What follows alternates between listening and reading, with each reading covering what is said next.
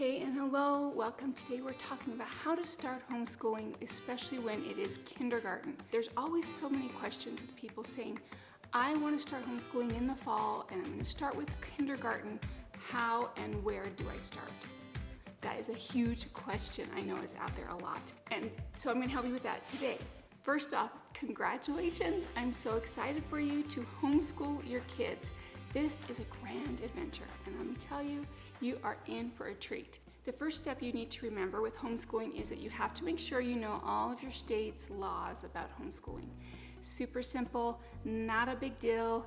I made a video about this, about is homeschooling legal, so check that video out. But basically, go to HSLDA and you will find all the homeschool laws in your state, and you can see the things that you need to be doing in your public school district. So just make sure you know what the laws are in your state. Okay, let's get on to the fun stuff now. So the first thing that I want you to do is to not overthink this.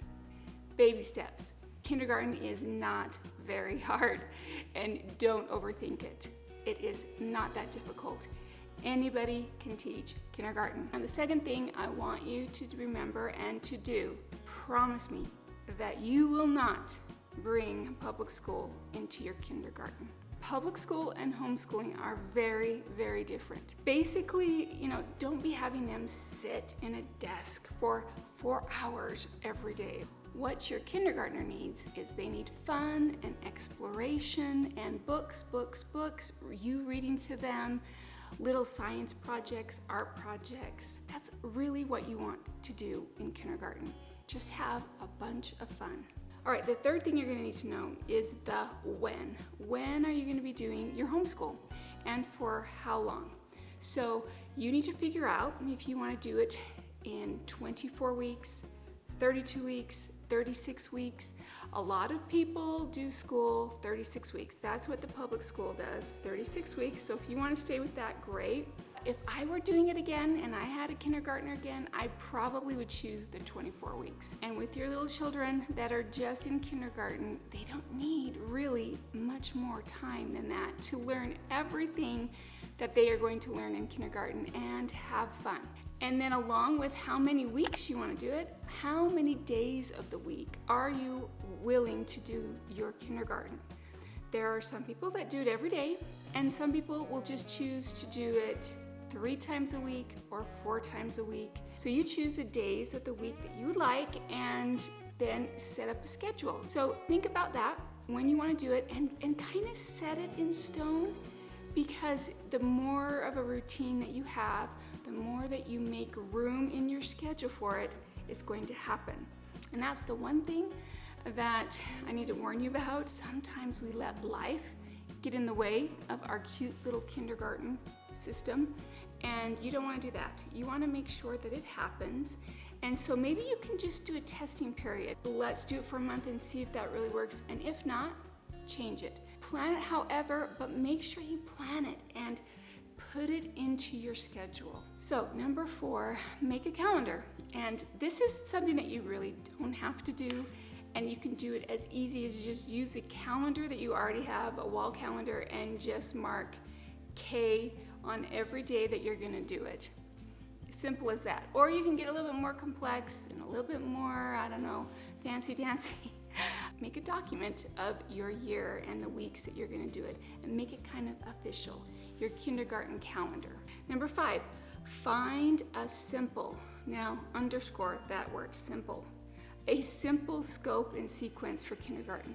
What a scope and sequence is basically, it's just a list of things that your students need to learn in that year. Just warning you that there are a lot of very, very, very detailed scope and sequences for kindergarten. Way, way over the top. Remember my first point? Don't overthink this, okay? Just be careful. Find the simplest one you can find. In fact, the ones that are the best are the ones from Homeschool Moms, because they're very simple, very easy. Your children are going to be wonderfully educated in kindergarten just by being around you and doing fun things, reading books, going over their ABCs, learning colors. Don't worry. So number 6, this is what you need to do. So you have your scope and sequence. all right, things that you want to do.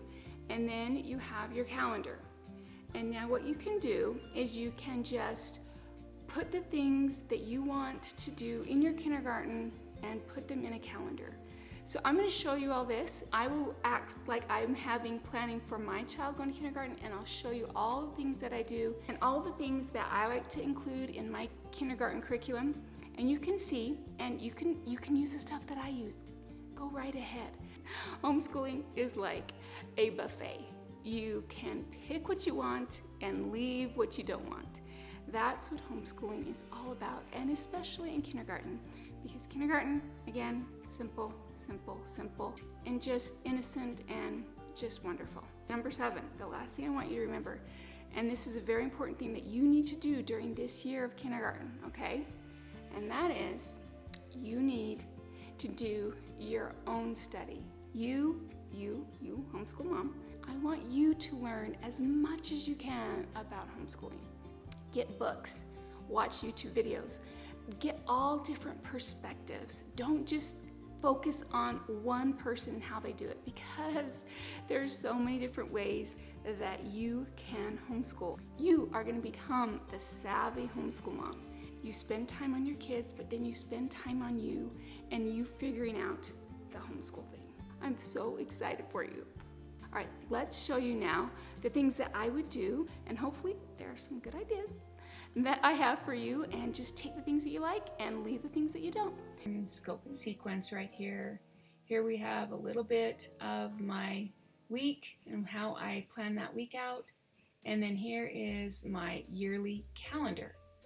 And we will go over all of these a little bit more in detail.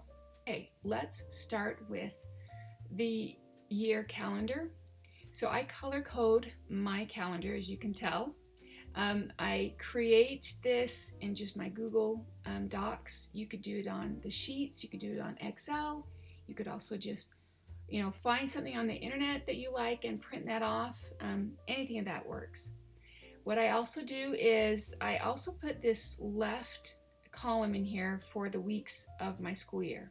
So if you take something from the internet and it doesn't have this left thing, you can just write the number on the side. Not a big deal. So if you school year round, then you need more months than this, obviously. But just put the months, how many months you're going to do. Let me go over each color. So the blue is just the weekends, Sunday and Saturday. Of course, this orange is the weeks of the school year. And then the purple are all the holidays and things that when we don't do school. So I go through and I mark everything off at the very beginning. That's the first thing I do. So here we have Labor Day. Here's Halloween. We always take Halloween off if it's on a school day. Thanksgiving, Christmas break. I always take Monday off if it's close to New Year's. Another holiday. Here is our family vacation that we take. Here is spring break. And then Memorial Day. Then I always do pink. Here's the pink, and that means birthdays. And sometimes we take birthdays off. If you have a lot of kids, that's going to be a lot of days off. So I don't know if you want to do that. That's that. So pink is that. And then after I do all that, I kind of know when I want to start. So up here, I want to start on, here's the green, that means go, first day of school. And the red right here means stop. That's when we're going to stop. I like to start on Wednesdays because it's kind of a shorter week for us to start off. It's a good transition. Now, if you're doing a year school, then you don't need to really worry about that. But if you've taken a couple months off for school, it's kind of good just to get back in and have a little transition week, and it's not as long. So that's why I like to start on a Wednesday. And so that means those 2 days right there are not applicable to school. That is how I do my yearly calendar. And now I know what I am going to do. And now I can put in my weeks. So as you can see, I have 36 weeks on this calendar. And I told you in the video that I would do 24 for kindergarten. So look at where 24 is. That is clear the first week of March. So if you are going to do 24 weeks for kindergarten, that's great. It just means you have a lot more leeway in all of your months. So what I would do is I would actually start a little bit later in September, maybe after Labor Day. I would take all of December off because December is very busy. You can do a lot of fun Christmas things. Go visit family, whatever. take a family trip. Then you'll be done in April sometime, which is great. I would love that to be done in April. But this 36 weeks, this is my yearly calendar that I'm doing for my kids. My kids are older in high school and in elementary school, so I do 36 weeks. So that's why this calendar has that right now. Okay, so that is your yearly calendar. And make one of those because it's very important as you start to plan what kind of days you have and when you're going to do it. Okay, the next thing up here, okay, let's go over, here's the scope and sequence like I talked about. So let's take this weekly thing and let me explain this. Across this way, I do the days of the week that I'm going to homeschool, do kindergarten. And this side are my subjects. And then I just put in here the things that I want to do on each day according to each subject. I'm not going to go into too much detail because this is very personal and custom how you want to do it. But if there's something very important to me, I like to do it every day. So I put it in there every day. Read out loud book, read out loud book, read out loud book, read out loud book. I also put in things like library, but sometimes that library is not going to be every day, and I'll show you that. Well, let me show you right now. See, this is my reading page. I do library visits every other week, and I do just a visit one week, then the next week we do the reading time at the library, and then we do a visit. So you can see that I don't go to the library every Thursday, and so when we don't go to the library, I do read out loud book. When we go to the library, that's all we do. Okay, so hopefully that makes sense. So also my science and art, I don't do every day. I just do on one day, and I have chosen to do it on day 4, which usually is a Thursday. And we just do science, or we do art, or we do both. And then on that day 4, I make sure all of these other subjects I go very lean on so that we can spend most of the day doing science and art. Sometimes I do science, and then the next week I'll do art, and the next week I'll do science. You can do science for like 4 weeks in a row and then do art. You don't have to just, rotate if you don't want to. That's, totally up to you. I want to make sure that we get some reading in and we do the ABC song. And sometimes I also like to do my counting because counting is very important to do every day. So I do counting, and those will take hardly any time, right? Probably 10 minutes between the song and the counting, and then we read out loud for, 20 minutes, and the rest of the time we do science or art or both. Okay, let's talk about this scope and sequence. So this is how you make it, and it's really not that hard. So find out the subjects you want to do, and you put them across. I have 6 subjects I like to go over. Reading, ABC's phonics, writing, 1, 2, 3 shapes, that's kind of like math, science, and art. And then underneath each of those subjects, I like to put the things that I want to do in that. And I just kind of think about it. I think, okay, I want to do read out loud books. Nursery rhymes are great, poetry, books on tape. I'm thinking about all things about reading that a kindergartner can do.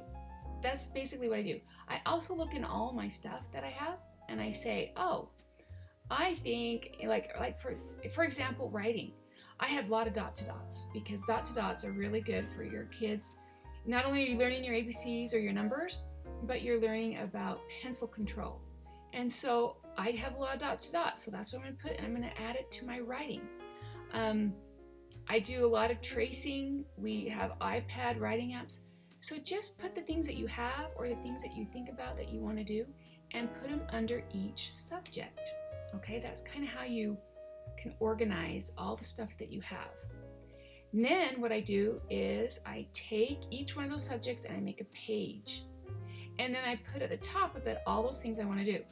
Okay, here's my read out loud book. Here's my nursery rhymes and poetry, audiobooks, library visits. I plan out my books, my nursery rhymes, or I just do it for the first 4 weeks. Doesn't really matter. It just depends on your preference. Now let me just say something about planning out for a whole year.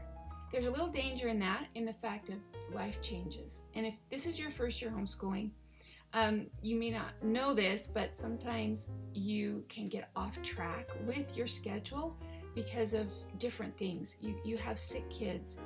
You decide to take a vacation because there was a funeral or something like that, and it can really get your schedule out of whack. So one way that you can do this and not have that happen is just do a month at a time.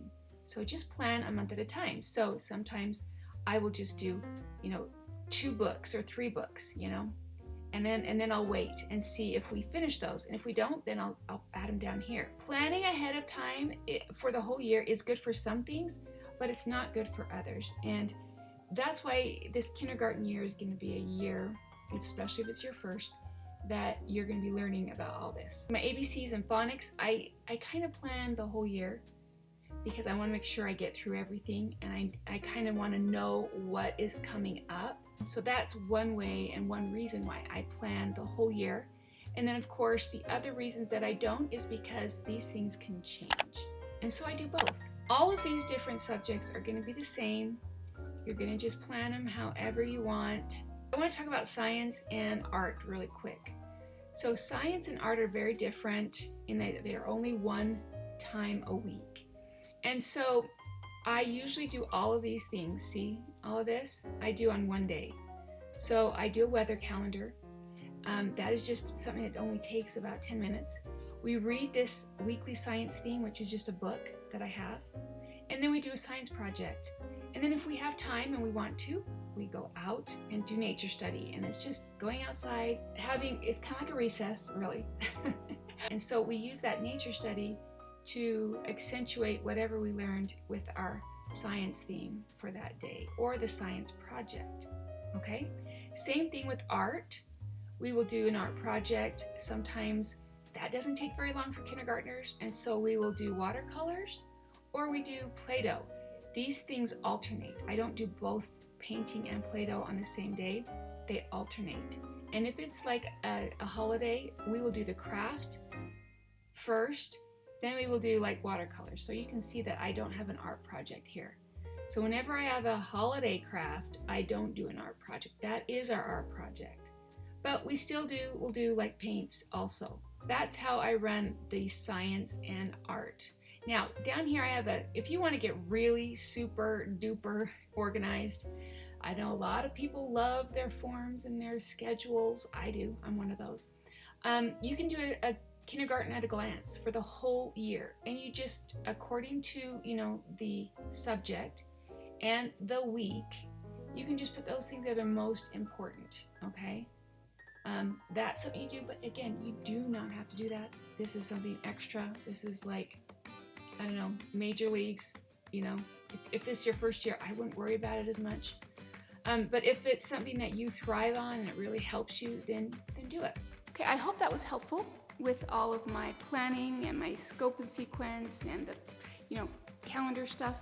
And if you need more videos, please check out my videos of how to homeschool. And I have a lot of homeschool mom encouragement and things like that. So subscribe, that would be great. And you can see them, they'll come up in your feed and we can be friends, That would be great, Okay, we will see you on the next one. And good luck with everything. Toodles. There we go. Sorry, that's right. Eye contact. There we go.